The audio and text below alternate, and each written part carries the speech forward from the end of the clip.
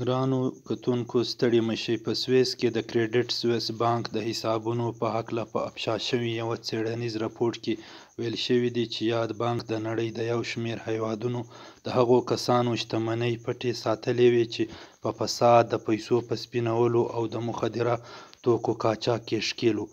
په دې نومونو کې د پاکستان د یوه پخواني پوځي جنرال اختر عبدالرحمن او د هغه د زامنو نومونه هم شته.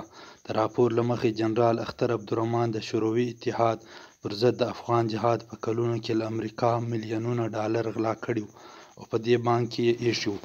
د پاکستان د پوځي استخباراتي شبکې یا ISI پخوانی جنرال اختر عبدالرحمن د پاکستان د پخواني پوځي امیر جنرال ضیاء الحق نږدې ملګری بلل کېده. نوموړی په مذهبي حلقو کې د مجاهد افغانستان او فاتح افغانستان په نامه باندې یادېدی. له ملتیا مو نړۍ مننه.